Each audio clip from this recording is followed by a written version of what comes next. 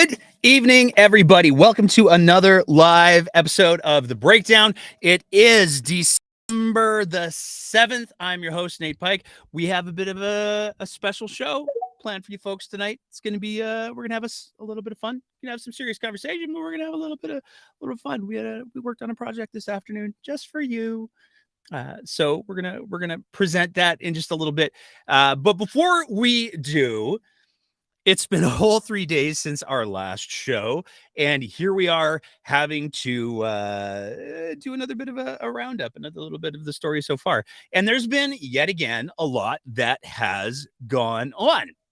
So on Sunday, we talked about the fact that there were allegedly going to be amendments introduced to the Alberta Sovereignty Act within a united Canada, but only sort of depends on mood.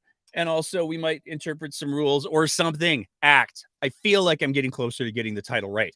And sure enough, we did see those amendments get introduced. So there were two major amendments that were introduced to the Sovereignty Act. And we just want to take a quick sec to go through them because there's a lot of people who are looking at these amendments as if, oh, hey, you know what?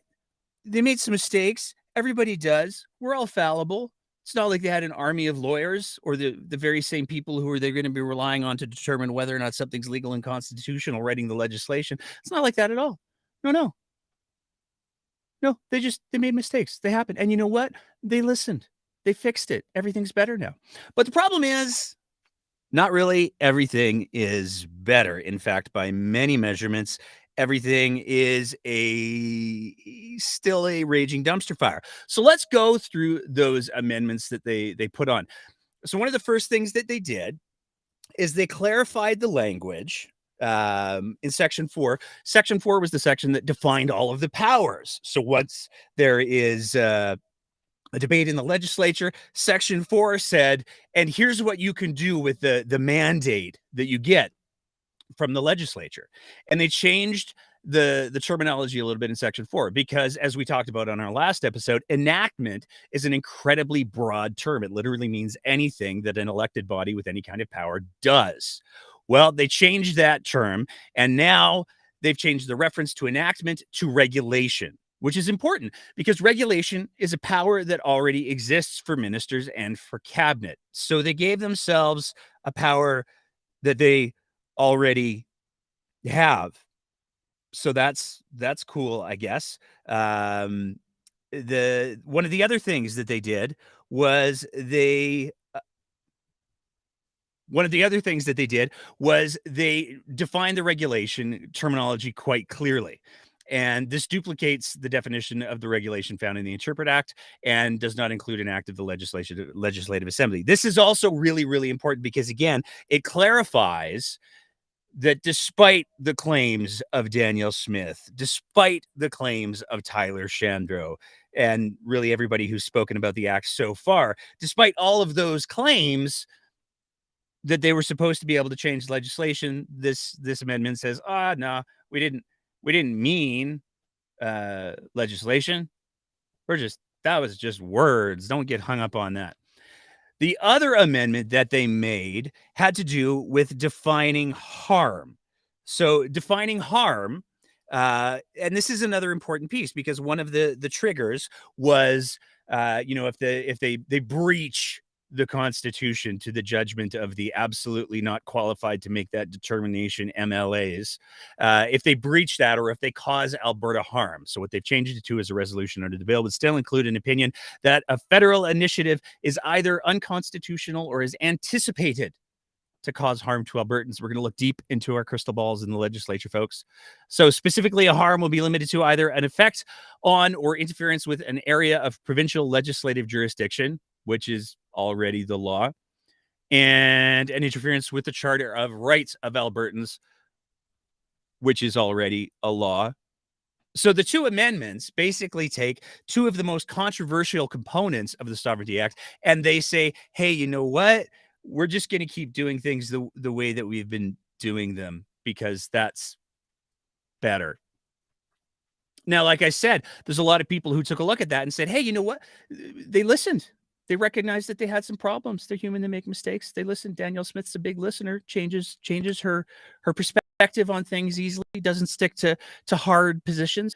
She's a big thinker, that Danielle Smith, open to ideas. But the problem is, it still doesn't address one of the other big fundamental issues that exist with the Sovereignty Act. And that is that under the Sovereignty Act, they're giving themselves the power for MLAs and cabinet ministers to decide what they feel like is unconstitutional. Now, there's a lot of respect that's afforded to elected officials.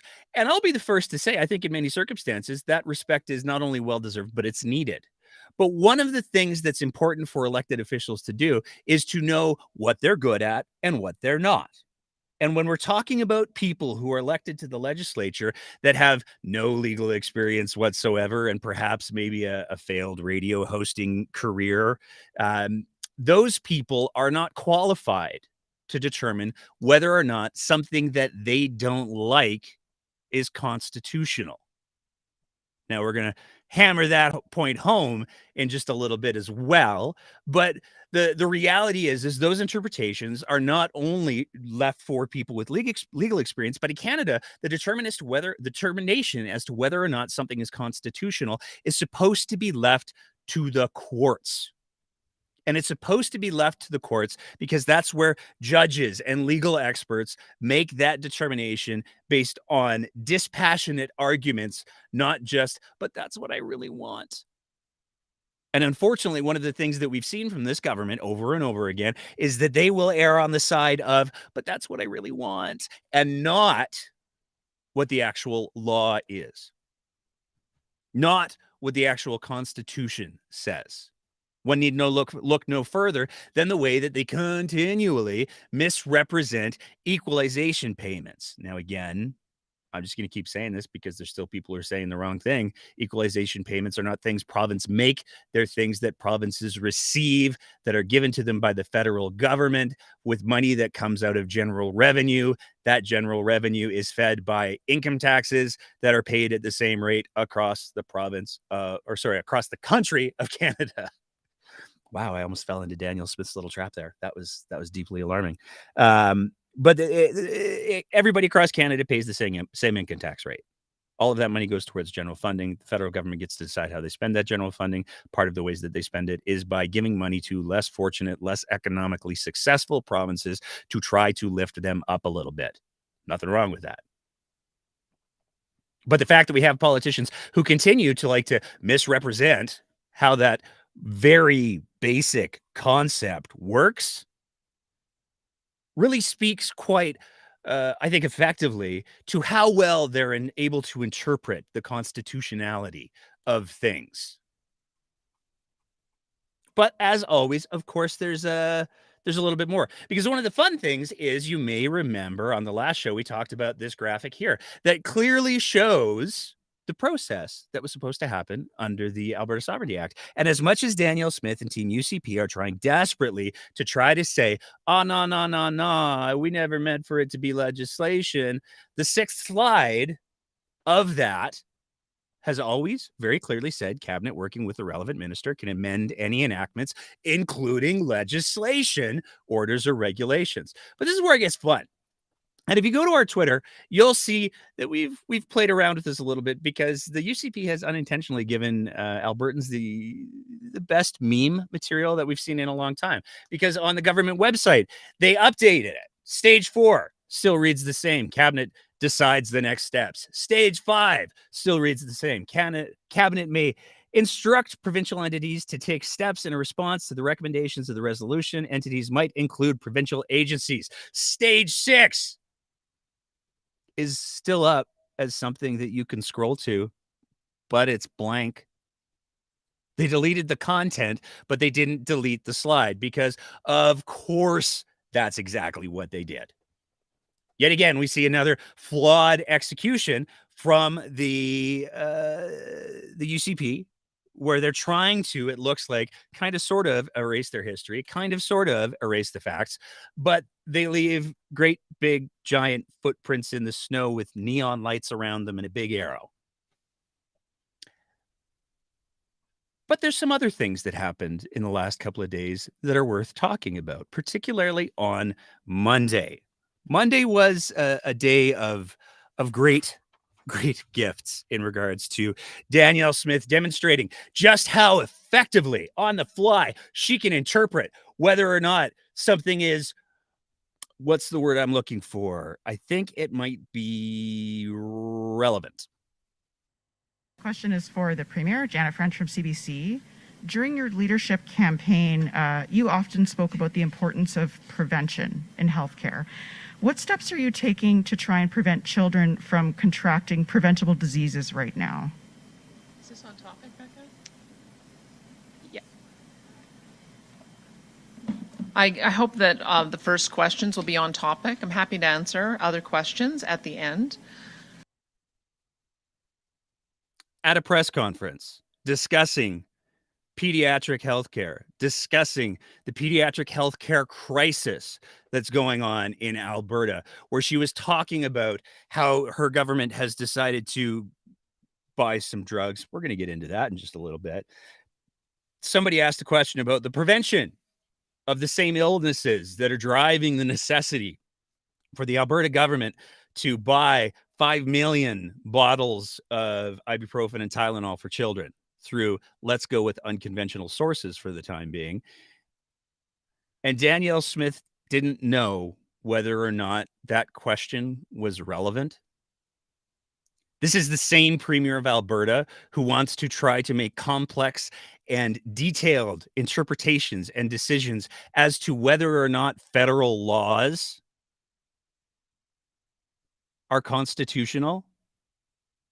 She couldn't handle a question in a press conference, and she wants to be the arbiter, one of the arbiters. We're going to give it to the whole cabinet, most of whom have no legal experience whatsoever, some of whom do have legal experience and believe that calling the chief of police is well within the purview of what they're legally entitled to do when they get a speeding ticket. That's the kind of legal minds that are being brought to bear. That's exactly why the courts exist. That's exactly why we shouldn't be relying on elected officials who are elected to represent people, not make complex legal determinations. But again, that part of the Sovereignty Act has gone almost entirely unaddressed. But there were some other interesting things that happened that I think speak to perhaps Danielle Smith's ability to do, this sort of reflection, the ability to really take stock of things objectively, dispassionately, and determine, hey, how did we get to where we are? And that was when she was asked a question by Sun News reporter Rick Bell. He had a question about Danielle Smith's, in particular, her ability to objectively assess her own performance. We're going to play that clip now. Your TV address to Albertans, you said, and I'm just paraphrasing you here, that like Ralph Klein, who you admire a lot, if you make a mistake, you'll admit you're wrong, and then we can all move on. Something like that, I think, was the paraphrase. For a week, we had quite the firestorm over the Sovereignty Act. There were tremendous misunderstandings which even made their way to the ears of your MLAs. Do you think that you made a mistake in the way that the Sovereignty Act was rolled out? Well, the Sovereignty Act wasn't perfect in its wording. That's why it's being amended. There are a couple of clarifications that we needed to make. One was what actual harm is, and that clarification has been made. And the other was that if there are any statutory changes, it comes back to the legislature. So I just look at this as part of the process, that you don't introduce bills without three readings. No, you introduce bills with three readings for a reason, is that if there are changes that need to be made, there's a process for it. And so I'm mindful that when my caucus raises concerns, I want to take them seriously, and I want them to feel comfortable with this legislation. We had lots of go-rounds on this bill. It's part of the reason why it appeared in the form that it did, is it had lots of input. But if there was some confusing wording and some clarifying amendments that we needed to put in, I let my caucus know I'm happy to do that. And so they put forward a couple yesterday. I've accepted them because it is the intent of the bill to do exactly what those amendments are going to do. It clarifies it, and we're going to be able to pass it and move on. Now, again, there's a whole lot to unpack there. But first of all, we have to start with the fact that Rick Bell asked Danielle Smith, hey, you just did a big thing really badly. Care to own it?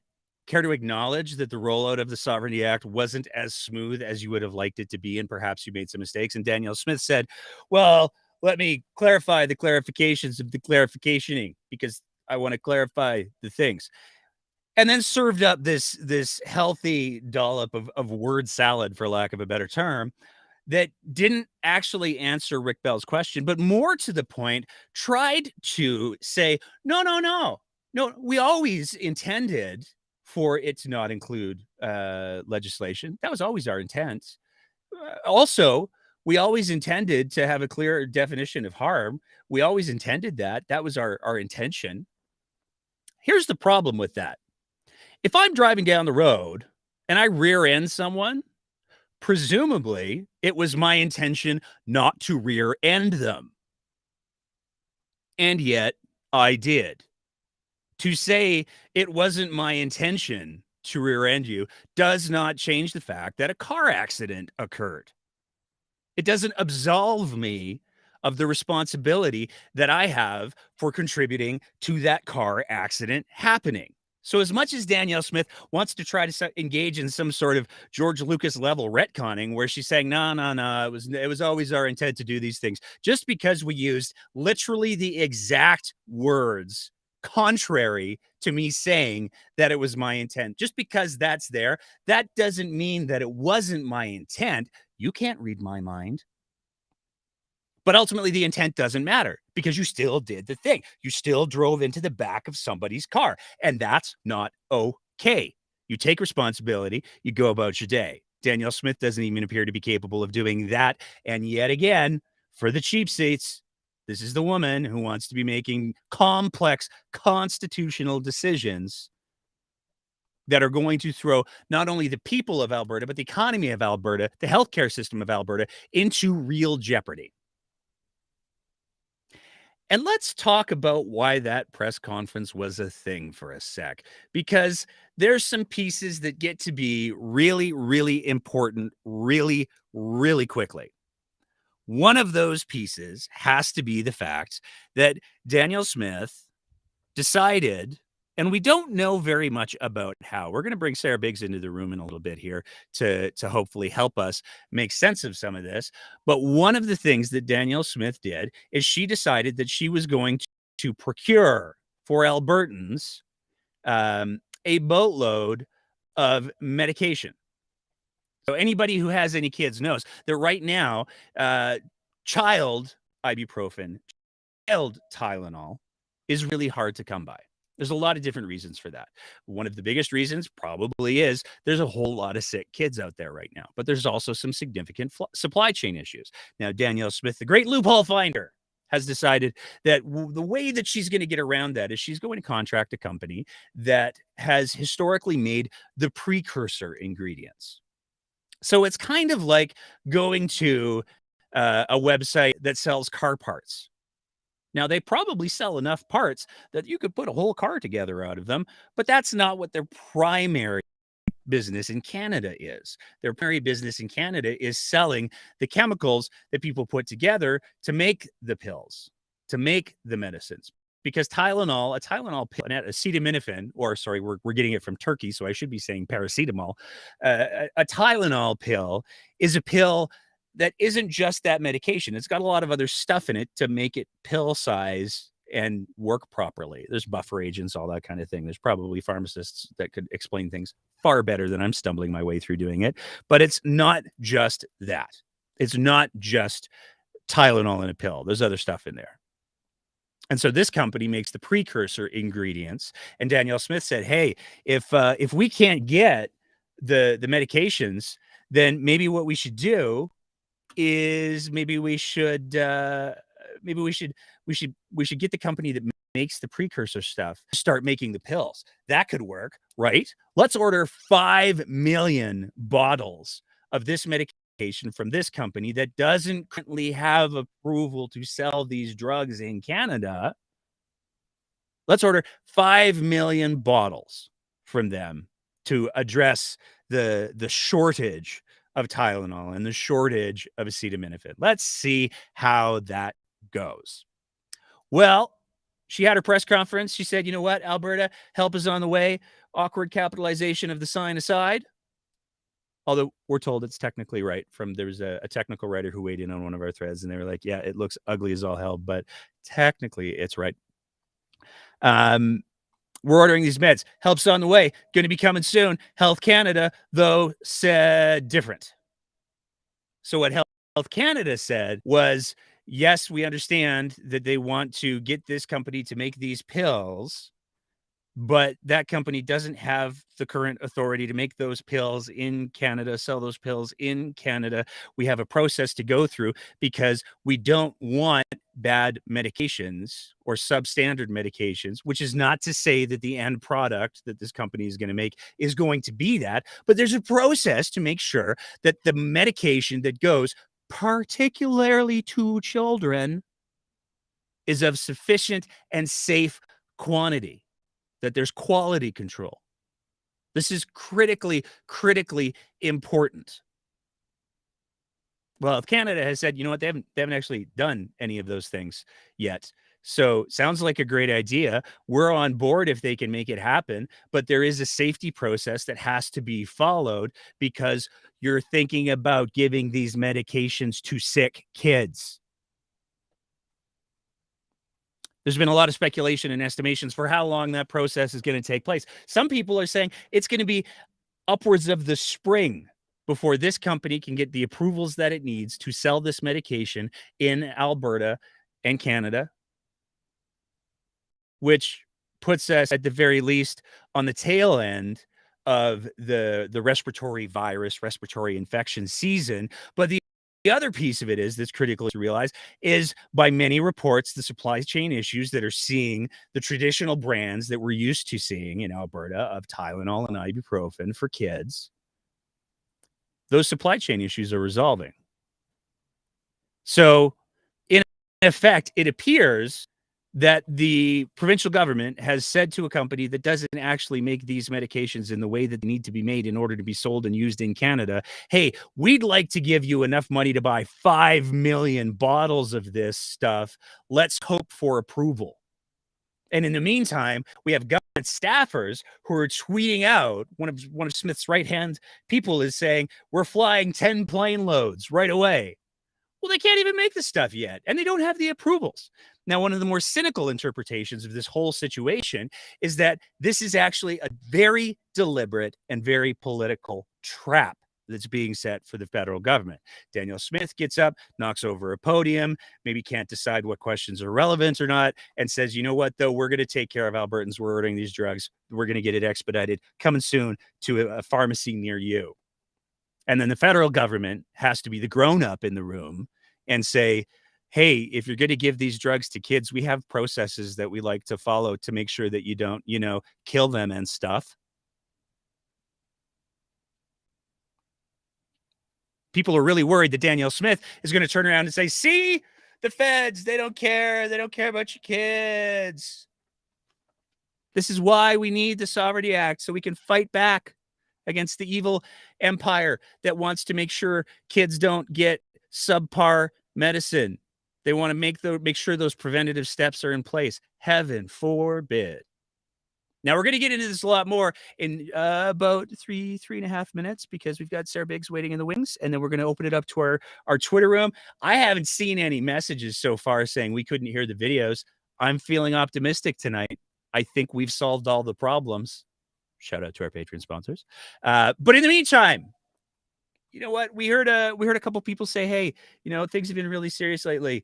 We need some not serious. We need to have some fun. Where's the fun breakdown? You guys used to be fun. Where's the puppets? And so we spent the afternoon putting together this very special presentation with an experienced political analyst who's extremely close to the legislature, somebody who has the ear of a very, very high-profile MLA in Alberta. And we're going to play that video for you now.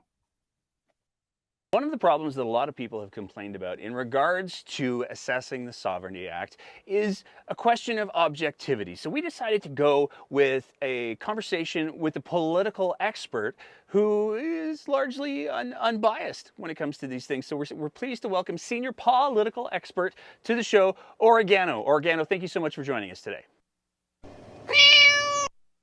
So, Oregano, from your experience, what is your sort of take on the basic premise of the Sovereignty Act? Danielle Smith has said that Alberta needs to have some sort of exceptional powers in order to fight back against Ottawa and the Laurentian elite. What's your feeling on that? Okay, that's fair. One of the other criticisms that a lot of people have levied towards the Sovereignty Act has to do with how it was rolled out. This was Danielle Smith's first piece of legislation as Premier. It's a huge thing that she campaigned on. What are your sort of thoughts on how the Act was rolled out? How was the initial execution handled? What's your thoughts on that? Now, it's no secret that the Sovereignty Act was a very contentious piece of Danielle Smith's platform. And throughout the UCP leadership race, there were a lot of UCP candidates who were very, very clear that they were absolutely against it in any form. And yet now we've seen multiple UCP leadership candidates come out and not only vote for it in the legislature, but we've seen a couple who have actually endorsed it full-throatedly in press conferences. What's your reaction to that? Now, as I'm sure you're aware, Oregano, there were a lot of people who had a lot of concerns about some of the initial wording of the Act. Danielle Smith introduced 2 amendments to try to address some of those concerns. There's still a lot of concerns that go unresolved, like MLAs who have no legal background being able to interpret the constitutionality of issues. Are those amendments enough to save it? Are you concerned at all about the holes that those amendments leave? Do they go far enough, or do they not address things enough? What are your sort of feelings on the effect of those amendments? So I guess fundamentally what the big question is that I'm trying to ask you is, do you think that the Act is fixed now? So all of that being said, all of that being put together, the biggest question that I have from somebody with your political experience and insight is, what's your overall impression of the Sovereignty Act for Alberta, for Canada? Is this a win? Oregano, thank you so much for taking the time to sit down with us today, and I hope you're feeling better soon.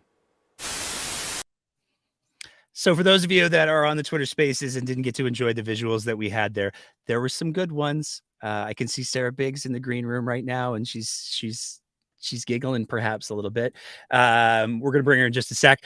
That's going to go up as a separate video once we're done this broadcast, and it is, of course, part of the live stream too. We want to say a big thanks to Oregano for taking the time to stop by and provide his in-depth political insight. Hopefully we'll be able to have him on the show again soon.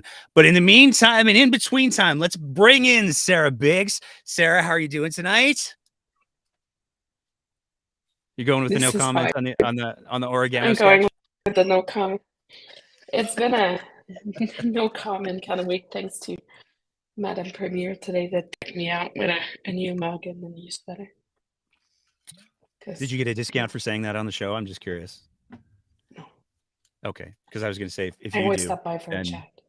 I feel like, I don't know if Madam Premier has menswear, but I can gift. I have to ask.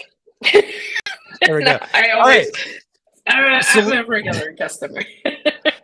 So let's run through sort of the big topics that we talked about tonight. So to start with, and I just realized that I skipped right over one because I was so excited to get to the Oregano sketch. We're going to talk about that in a sec because there were 2 chief medical officers of health who resigned today. We'll come to that in a minute, though. In the meantime and in between time, though, We're talking about the amendments to the Sovereignty Act. They plugged two of the holes. Unfortunately, it's made out of cheese grater. So win, lose, are they going to be able to spin this? What's your take?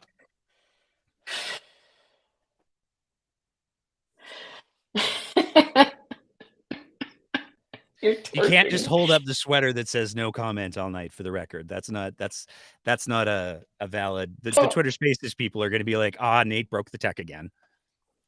The right thing to do would be to spin it in the appropriate way. But it's TBD. We never know what to expect. Like Mr. Barnes threw an amendment last night. It was shut down right away, which was quite fascinating to watch. They need to spin it because at this point, there's nothing else they can do. There's nothing else they can do. So they need to find a way to spin it that their base will be content with it. And the rest of Alberta will be okay with it as well. Because, it's the rest of the problem. Do you think the rest of Alberta is there a way, and this is where I'm going to ask you to put on your PR hat, is there a way to say to Alberta, those what are not super engaged with politics, hey, because here's the cudgel that I can see everybody who's not UCP getting for free in the next 3 days or whatever it's going to be. Danielle Smith passed a law that allows her to make the determination as to whether or not something's constitutional. Danielle Smith, who wanted to give people ivermectin, Danielle Smith, who doesn't know whether or not questions are relevant at press conference. Yep. She's gonna make complex legal determinations as to whether or not something's constitutional based on feelings. Well, so we're already doing that though. Like our feelings were hurt. We went to court for the carbon tax. We went to court how many times? And not well. How many? But that's the capacity is already built in. So what we need to understand, and here I'm just doing the rational Sarah here. What we need to understand is that she promised that act. So in theory, the Alberta Sovereignty Act will be adopted. Thus, the language in the act is giving them any more power than with amendments, including amendments, will it give them more power than what they already have? No. The only thing it's going to do is that they're going to have to go at the ledge to ask to go to court. If you follow the flow chart, the way I understand it is that they're going to have to go ask the legislation whenever they think something's unconstitutional so they can go to court. But it's adding checks and balances to a process that they had much, much more leverage on. Like they had more decisional power before than they will have now, because they're going to have to go back to the legislature, say this is unconstitutional, and then they're going to come back and be like, oh, well, we're going to go to court. Okay, sure, let's. Well, they can change they have all the same powers, but I think the thing that's if they have all of the same powers, so they have the ability to change regulations under existing legislation, then why are they retaining the ability to determine whether or not something's constitutional? Like one would think that the base, Nate, they got their human rights amendment taken away. Here's the thing, those are things that she's going to be campaigning on. And how could I say that in a very, very polite manner? There's a lot of people that would be supporting her that are not as politically inclined or informed as others would be. Is that polite enough? I think that's okay. Yeah, so when they see Alberta Sovereignty Act, if you don't understand how the system works and you see that, you're like, oh yeah, sweet, got it. Also, if you're not following the news and you live under a rock and totally do not understand what's happening right now. But is it performative at this point? They're doing a bill to do a bill, and they're creating more checks and balances at the end of the day. And I think that's what we need to remember is that now technically they won't have to go to the legislature to be like, oh, hey, we want to go back to the Supreme Court for, the carbon tax again, or we would like another LNG terminal. Legislature, are you giving us permission? Let's debate. We have a majority government, so of course it's going to, the motion will It's kind of like the pass. Alberta Sovereignty Act is going to pass, like, especially if the NDP aren't going to vote on anything. Of course, but we need to understand that within the party, there's quite a few MLAs that said, nah, we're not doing this. So it's their way to walk back without trying to lose face, but it's kind of a wash at the end of the day because they're losing because they're going to be debating more motions. Okay. It's as simple as that. Interesting take. I try. Do you think that the NDP and like the Alberta Party and the Alberta Liberals and here's, if I was looking at a stakeholder group, I'll say, that wanted to really exploit this and really paint Danielle Smith in a negative light to an audience that would probably be let's go with primed to receive that message.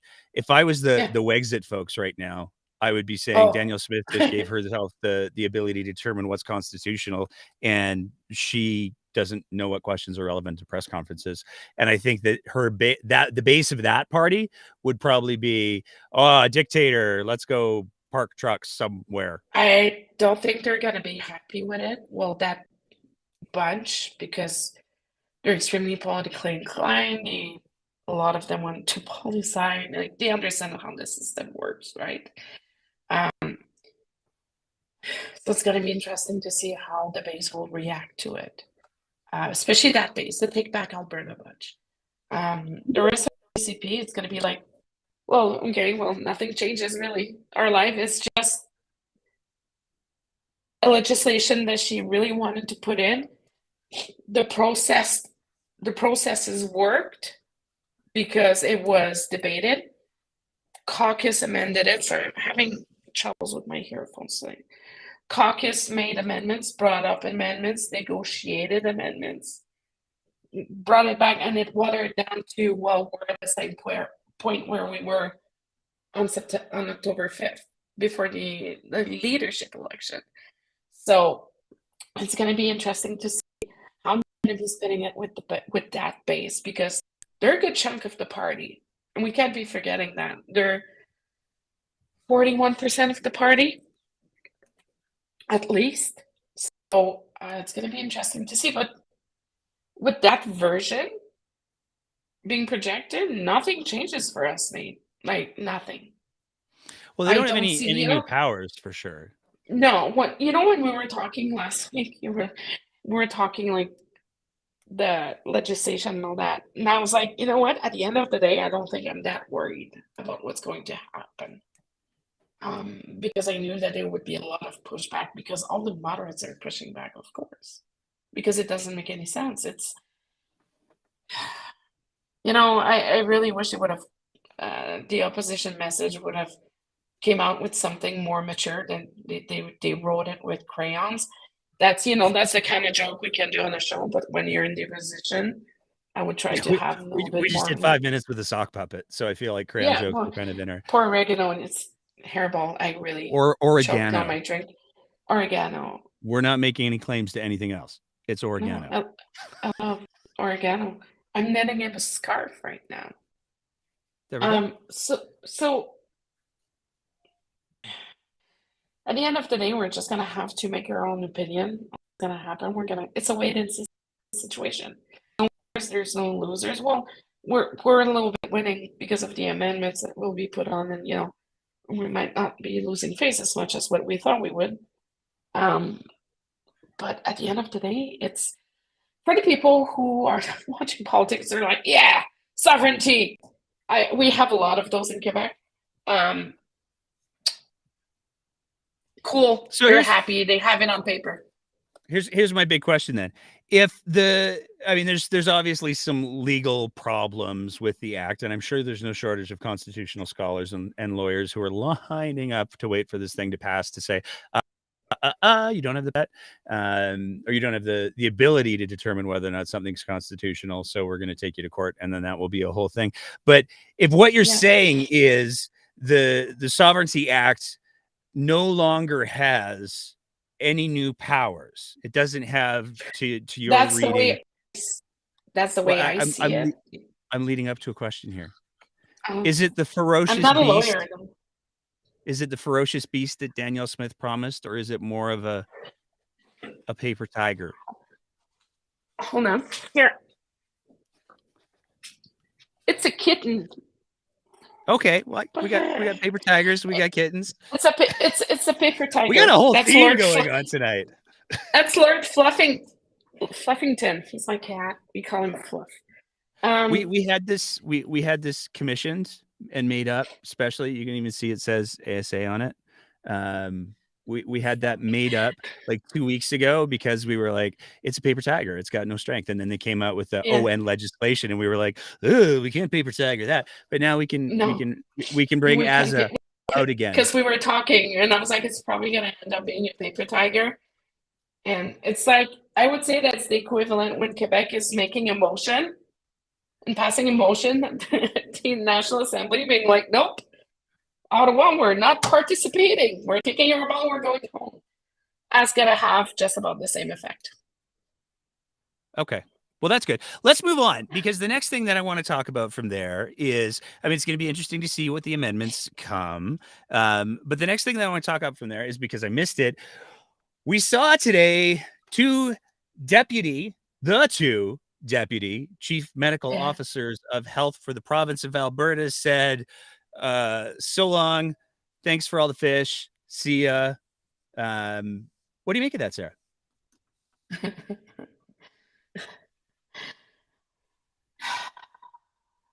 I don't think they want to be associated with anything that's going to be happening in the next few months. Well, that's not super inspiring in regards to confidence. That doesn't say, hey, you know what? Things are moving in the right direction, everybody. We've ordered drugs that might get here for Christmas next year. But again, about the drugs, like, we don't know what conversation they had with the health. We're gonna have that as a whole separate conversation. Oh, okay, we're gonna be talking about it. I want to talk about the CMH thing for a bit. So what are your thoughts on the CMH thing? Oh my God, you put my face in full screen. I don't think it's a sign of a healthy healthcare system until your two deputy CMH are, jumping off ship. I think, we can only speculate right now, but I think that there was some sort of messaging of nobody moves, nobody gets hurt.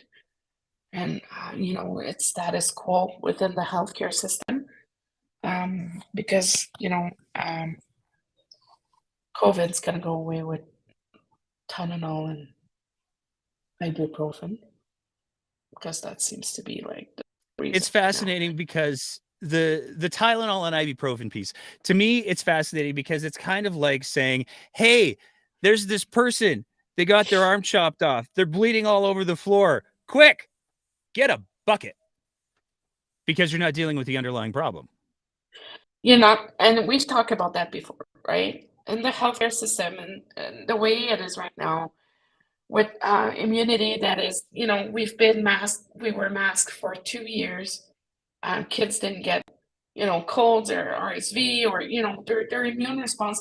Even like there's, in the UK, they're having issues with kids contracting strep A and literally dying. So they're having issues over there. I think like 6 kids passed. I need to double check my number, but I was reading that this morning, and our systems are not what they were 3 years ago because we are not, we're not crowded in trains anymore. I'm sure not taking the train anymore. Our kids were more careful. We're washing, my kid still eats dirt, but I think, I remember the first time Maddie got a cold and it turned out it was RSV and we were in the hospital and she had to be rehydrated, but it's because she was starting daycare, right? And she was so little, but she was in a bubble for almost a year. And we need to, so with masking going, you cannot fix the system without taking care. It's like, you can't take care of an ingrown nail if you're not removing the part that is problematic. It's always going to come back. It's Okay. big ingrown nail right now. Like masking protects in an environment where COVID would not be prevalent and the healthcare system under such strain and the ICU being full and kids' hospital being full capacity and kids being sent home to, die. If COVID was in there, we would have, it wouldn't be a problem this year. But because COVID is still present and we are living in, like, the pandemic, we are not in a post-pandemic environment. Our government has decided that we were living post-pandemic. We have not. They're setting up trailers outside of the children's hospital. That doesn't sound like Yeah, no, business as everything's usual. fine. And they're closing down the trailers by Anderson Station for COVID testing. So, everything's fine, right? My kid is over 2 now, so I can't even get her tested anymore. But try to shove a test up her nose, that's fancy. But no, I was going to make, it's like when you have an STI and it goes away because you're taking medicine, but it doesn't fully goes away and then it comes back to hit you. And then you're getting sick and then it comes back. And it's a bad analogy, but we need to deal with the root problems that COVID, flu, and RSV is a triple whammy, and a lot of kids are getting 3 of them. And their immune systems are just tapped because there's research that COVID reduces the immunity as well, right? So those poor little kids are 2.5 sharing toys and licking each other's plates. Well, they don't have a lot of chances, don't they? I think, I actually think that your STI metaphor is probably pretty on point. I'm going to use my one swear word for the episode, because if we've seen nothing else, it is that the UCP government absolutely has fucked around and Albertans have found out time and time again. I'd like to say hi to my clients. There we go. Hi, Sarah's clients. That was me. Don't blame her. I'm the fool. But I got there's a comment that's going on in the YouTubes here that I want to reference really quick. Somebody's asking, where's the current CMOH? We've seen the 2 deputy CMOHs resign. That seems like a good opportunity to have the current CMOH come out and say, you know what, guys, we got it. I got all the supports. There's no problems here. But instead we got copying in the legislature saying, well, that thing happened. Don't worry about it. It's fine. Yeah. Everything's fine. Would you have okay. advised the UCP to bring out the CMOH? Yeah. I would advise the UCP to do a whole lot more than what they're doing now. Okay. There we go.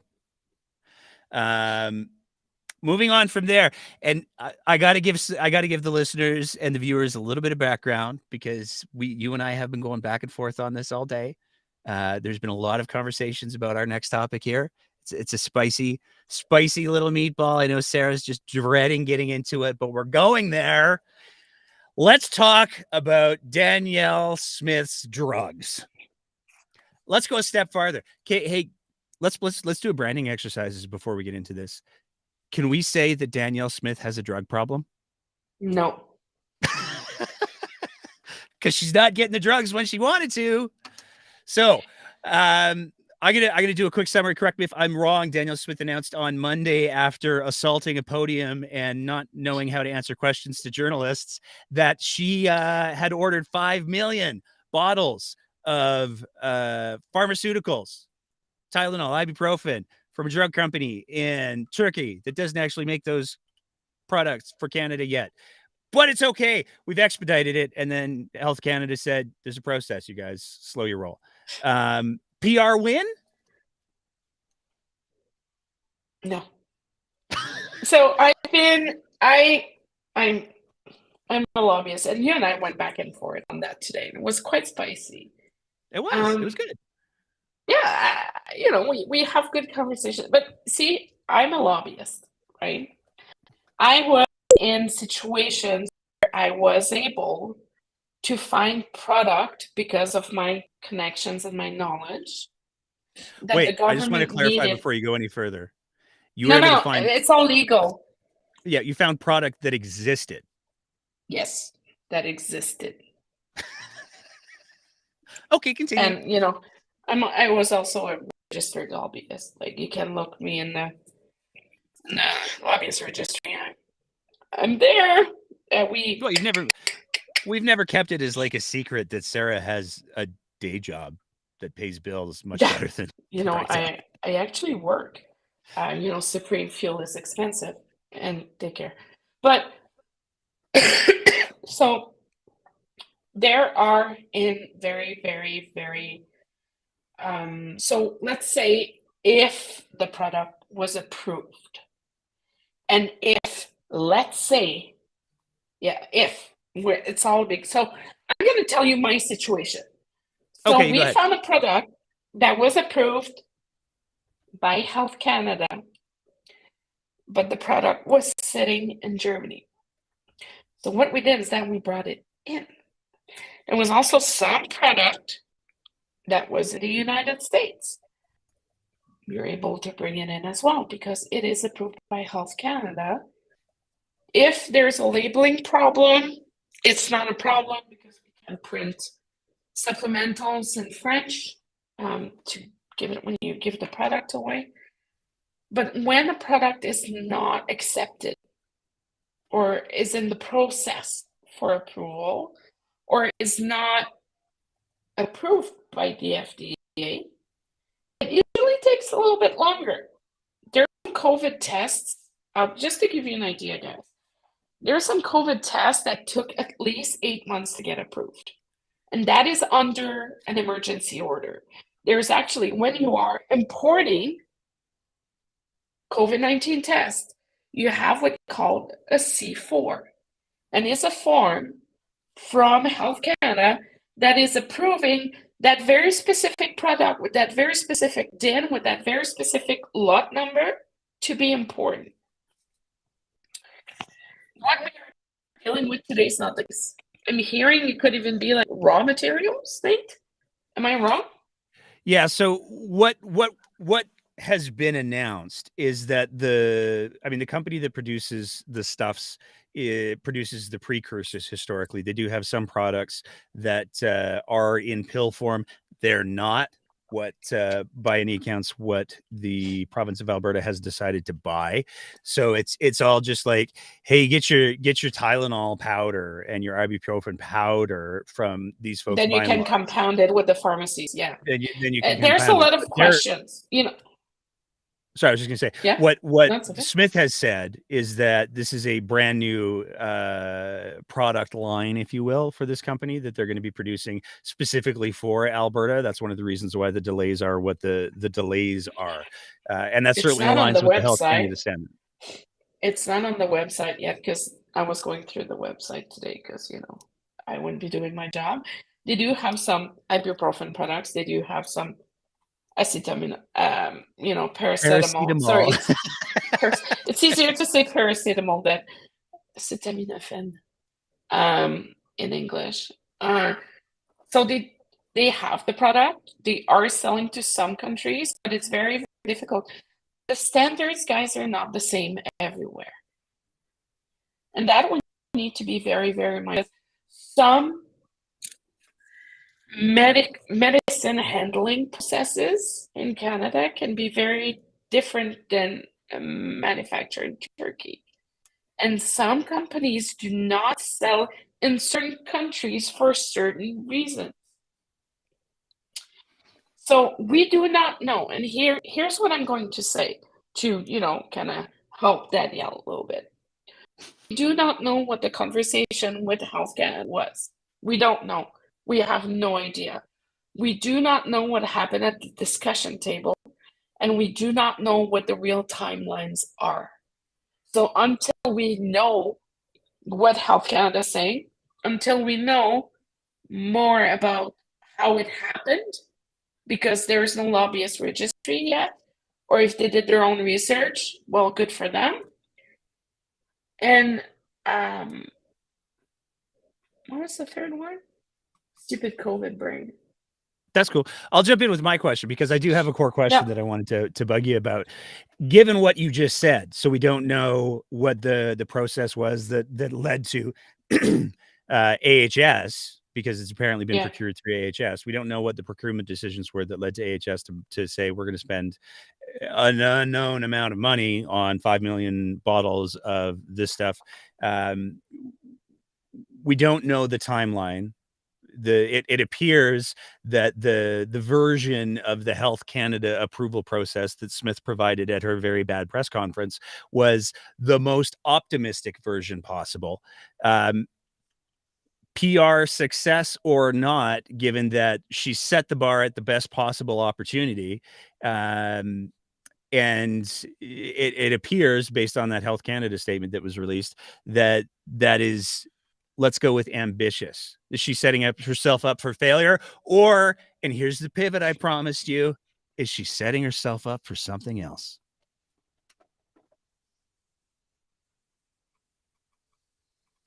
I think I broke Sarah. No, I was trying to see who the...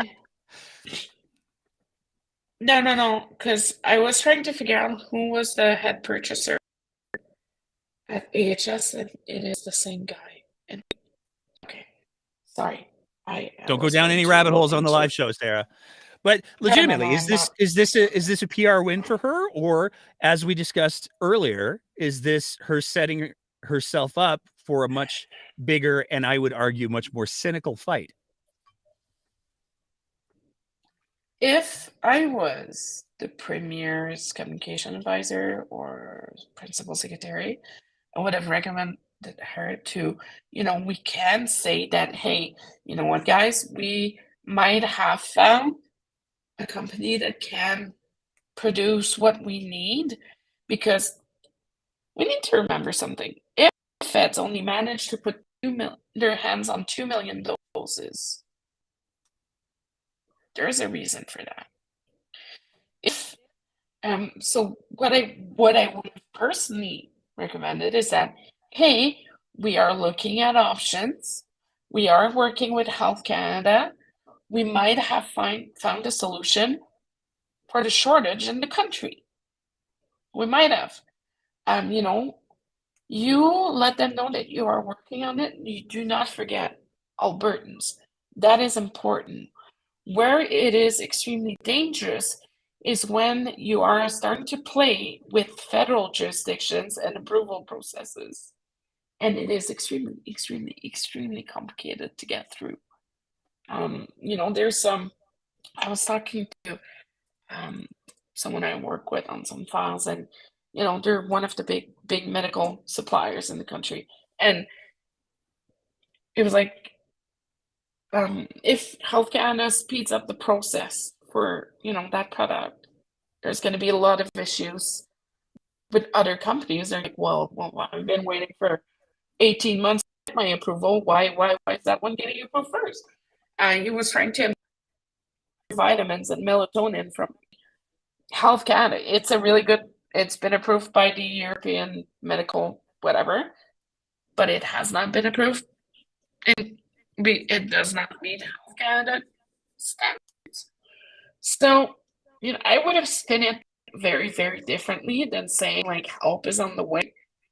I would have said, we called the Uber, we're waiting for it. That would have certainly been on brand for Smith as well, I think. I didn't even thought about that.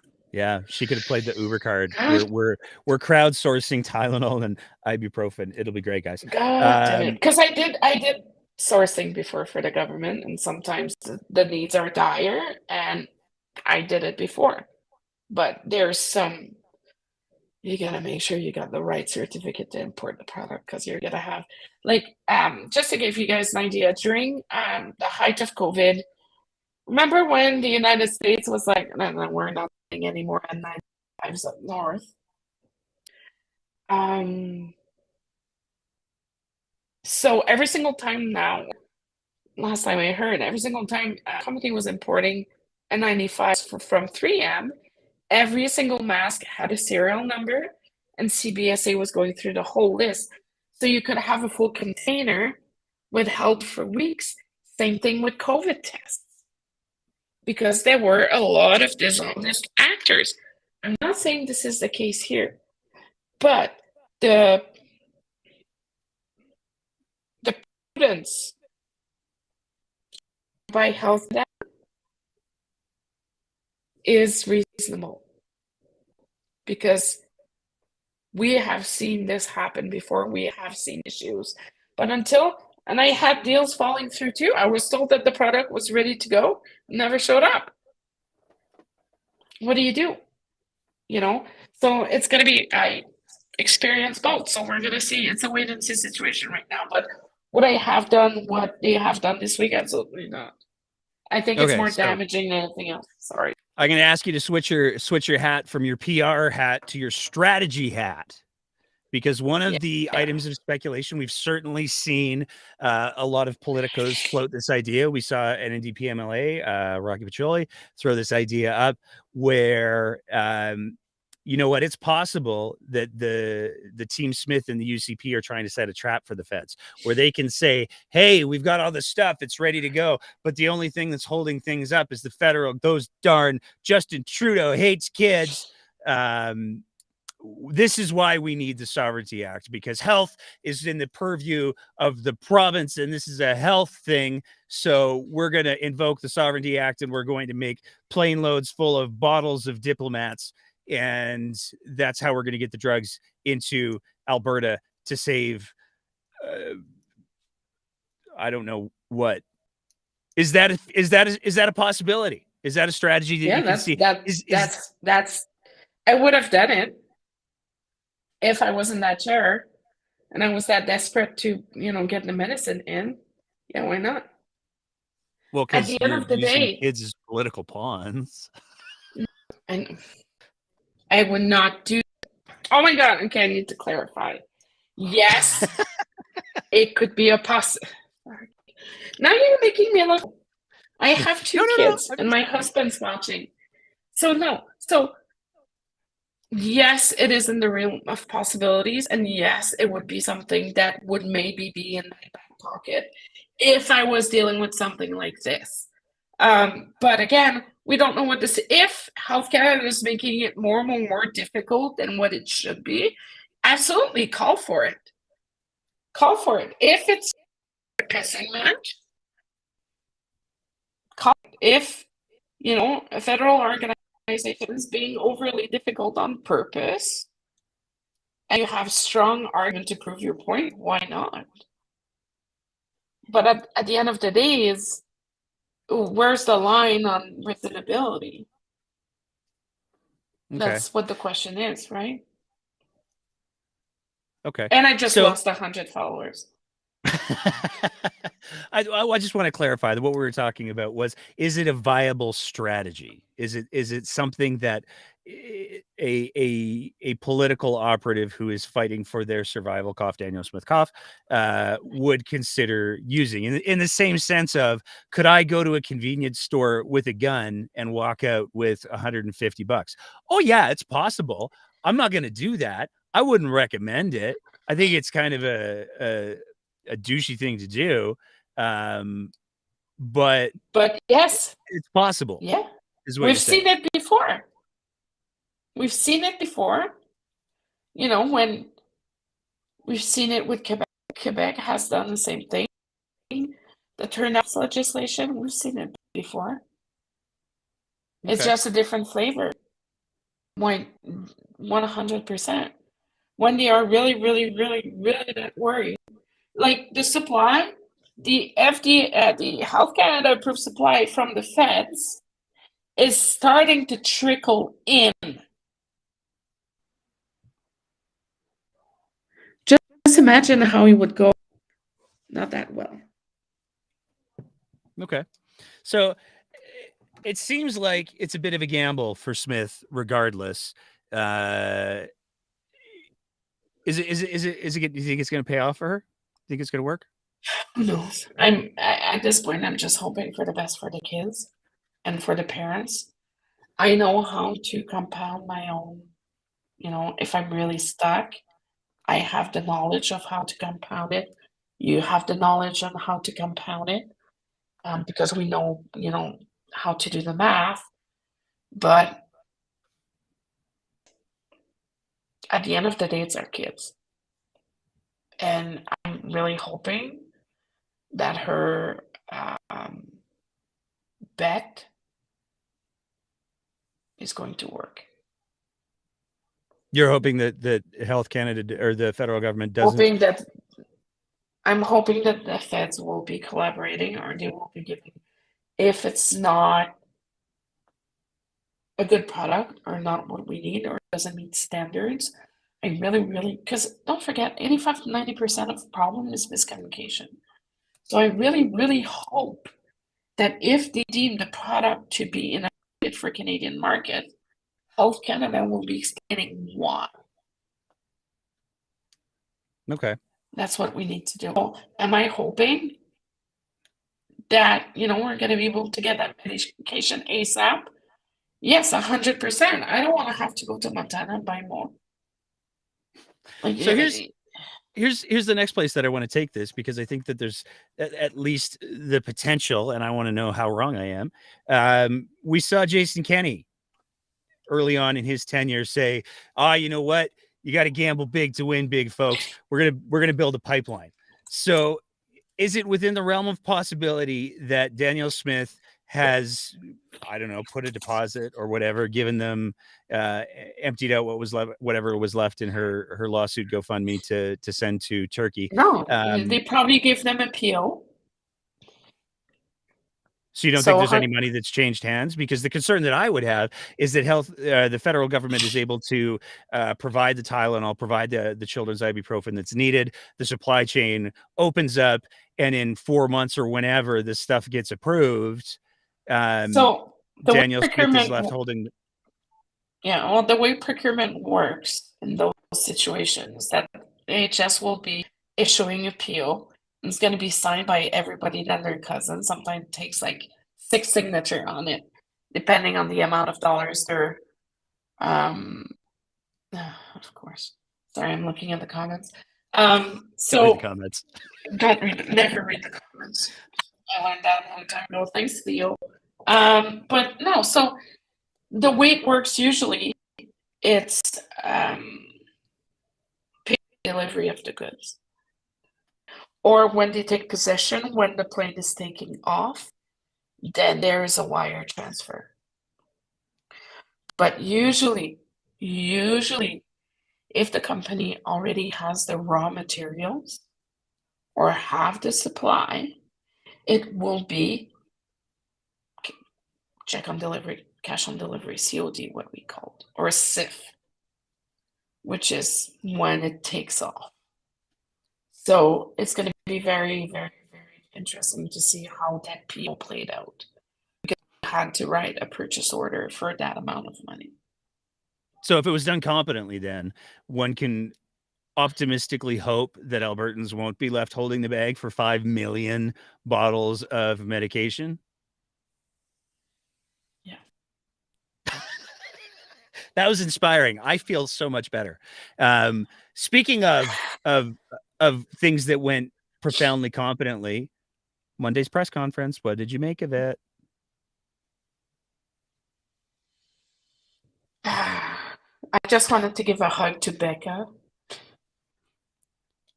So for context, Becca Pollock is the premier's press secretary, and presumably, we don't know for sure, but presumably when Danielle Smith was asked the question about hey, what are you doing to prevent these sort of things that are driving this pediatric healthcare crisis? And Danielle Smith looked offside and said, Becca, is this relevant?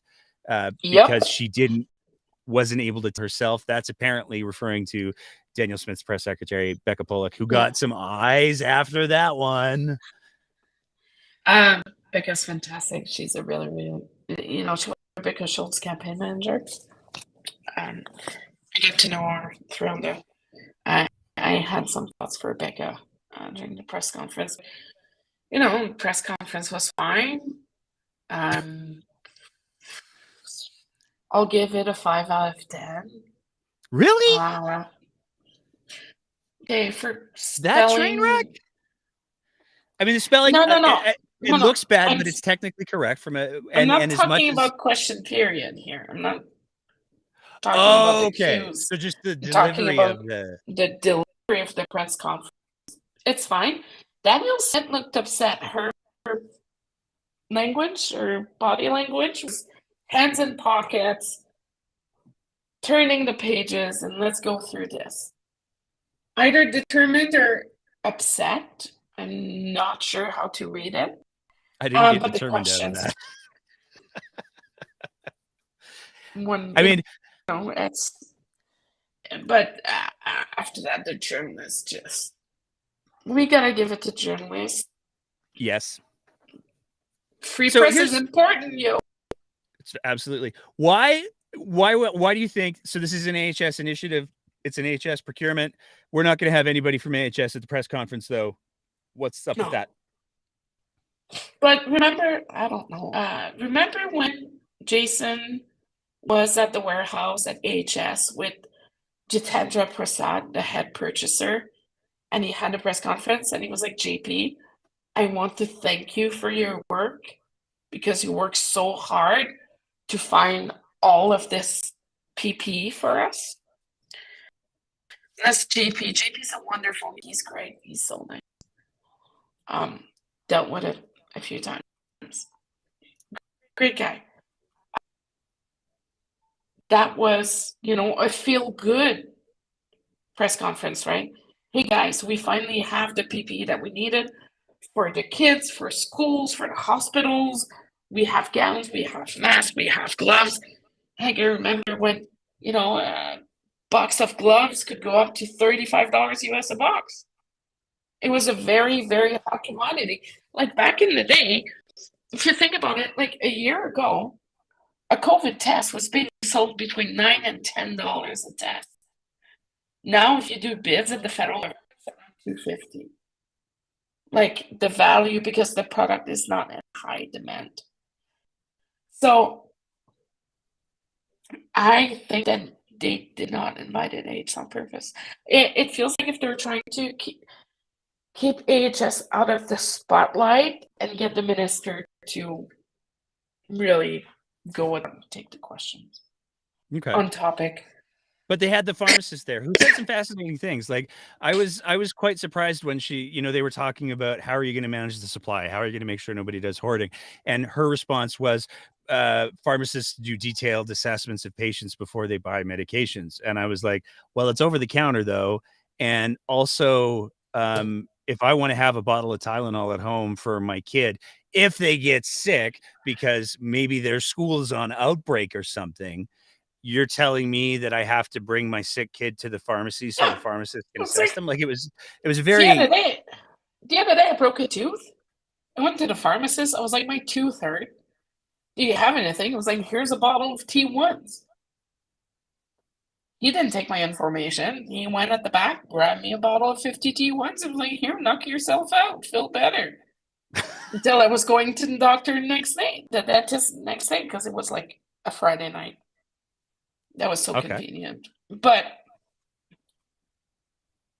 like there's some sometimes in some communities the gravel is behind the counter and is monitored.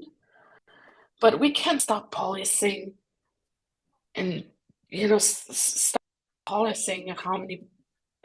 What if I go back 4 times with like a hat, no hat, glasses, no sunglasses? I'm gonna be able to hoard, and then I can send my husband, my mother-in-law, my other mother-in-law, and my father-in-law. Like there's no, maybe they're gonna have to do something like during the COVID tests. It is on file. They have Netcare now, so everyone can. But if we're starting to put on Netcare, like how many bottles of it's like turning I have, into it, and I have one on every floor of the house. Well, and I find myself wondering if you're going to be relying on pharmacists for the Tylenol and the assessments that go with the Tylenol. Pharmacist fees, distribution fees. Exactly. Now we're talking dispensing fees. So that's not exactly great. It's not fiscal conservative. There we go. All right. And adds a lot of red tape. It definitely would. I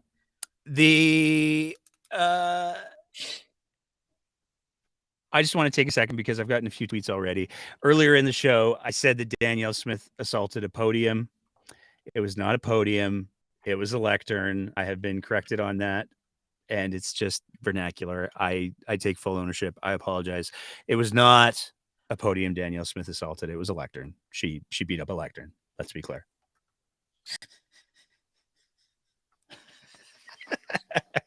I think that we should start calling it Danielle Smith's drug problem. Personally, I think I might do a bit about Danielle Smith's ongoing, because I won't be present. I'll be walking away from that one. But I'm gonna need a puppet. Yeah, and no Sarah around. Fair enough. Anything else people should be looking for? We should be, by many accounts, seeing the end of the Bill 1, the Alberta. I think we're almost done with Bill 1. The government released a new code of conduct for teachers. That should be fun. If I got January 1st, 2023, I need to go through it tonight and see what's going on. There we go. Bill 2 is probably going to be on the docket this week. Dan Williams needs to, start reading and listening, but it's Dan Williams, so nothing surprises me. Sorry, I'm gonna. Lord help him. When he's, it's ironic to me on so many levels that, so for context, for anybody who's listening to this, Dan Williams tried to call a point of order on unsurprisingly, a female NDP MLA. Heather Sweet. Yep. He tried to call a point of order on her because she wasn't speaking about the subject matter. And Speaker of the House, Nathan Cooper, said, actually, I think you need to be paying more attention because everything she said was appropriate and on the subject matter. And I just love so much the guy who put forward the conscious rights legislation back in the first year of the UCP government couldn't maintain the required level of consciousness to follow what was happening in the legislature. That just makes my heart full. You didn't have to, deal with the anti-abortion people this year. Was it this year? Yeah, it wouldn't be the first time I've had to play with them. But anything else people should be watching for? So Bill 2 affordability is probably going to be on the docket this week. We need to keep an eye open. The different governing bodies of teachers and principals and school workers will be, they have released their first impressions this week on what they think of, their first impressions. Really, they took time to read it. Hi, Dan. And they submitted some comments. They're going to be going through it, in detail this week, and we're probably going to be hearing back. Keep your kids safe. Keep your kids healthy. If you feel like you're not comfortable in big crowds, just don't go in big crowds. I had to last week because things, but do not feel obligated or coerced to attend social events, because now has become the norm to start attending events again. If you're not comfortable, that's fine. I texted someone last week. I was like, hey, am I going to see you at the press gallery party? She was like, no, I'm still worried about COVID. And I was like, cool, I respect that. I just got on COVID, so I have like super immunity or something. I don't know. But, I don't know, maybe I'm a superwoman now. Let's be kind to each other.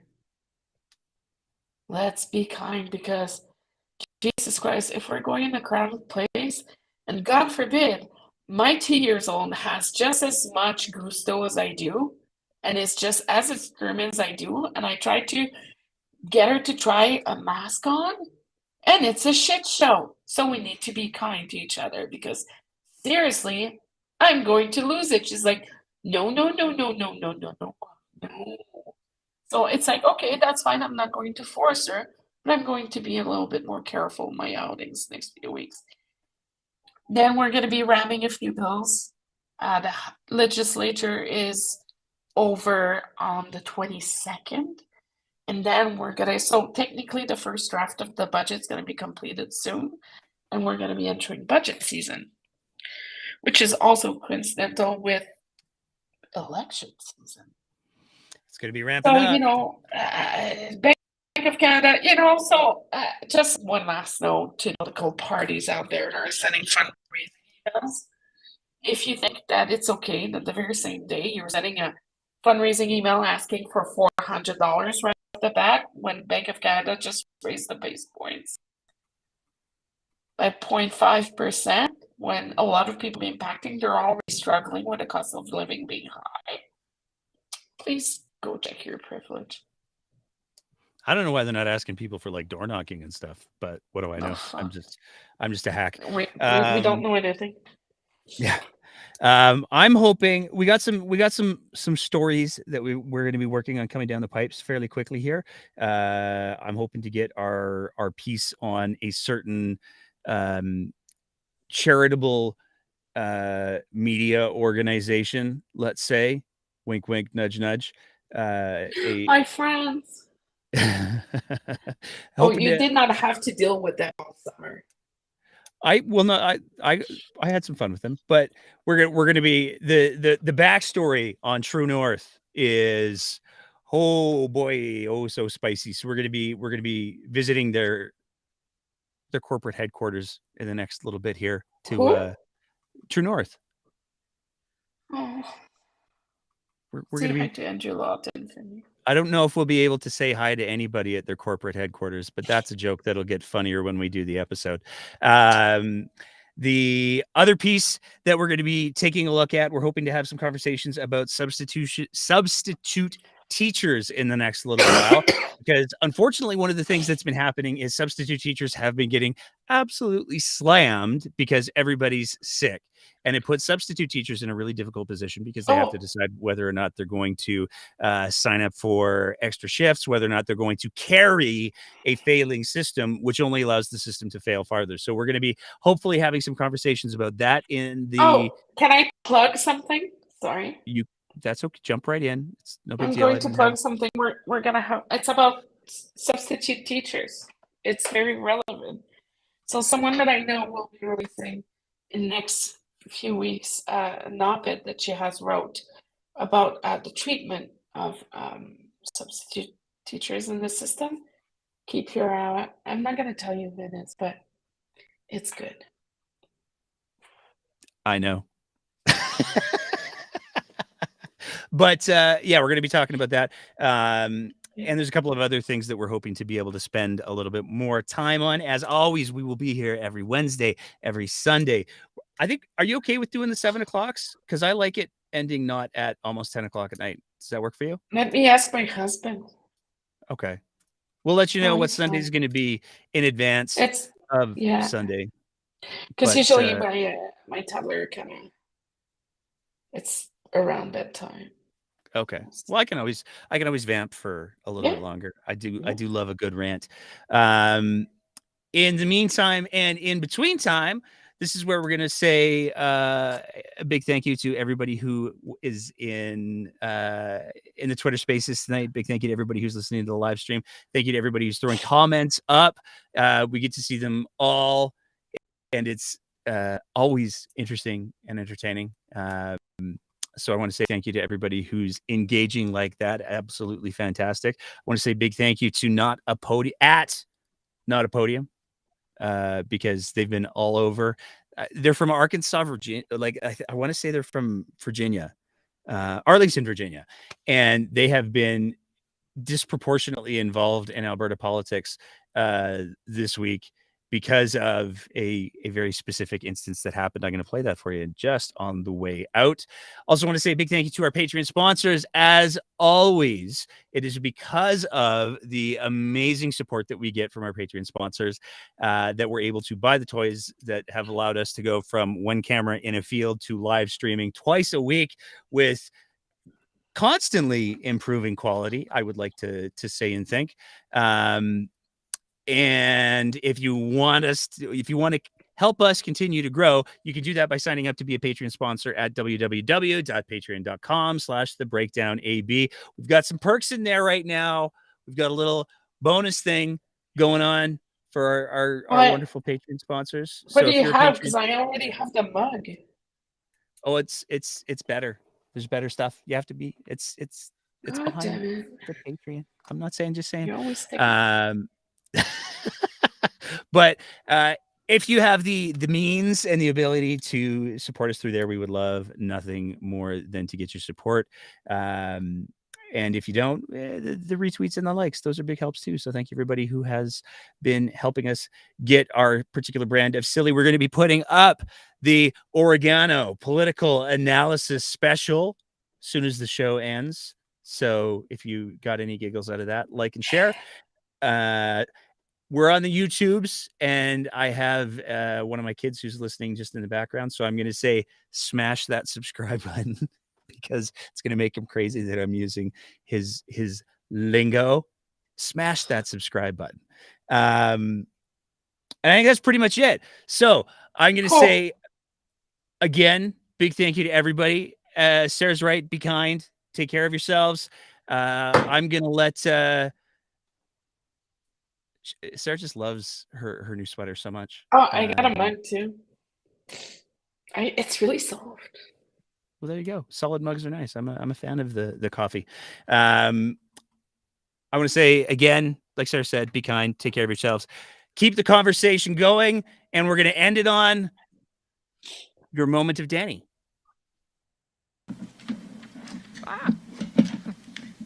Calamity.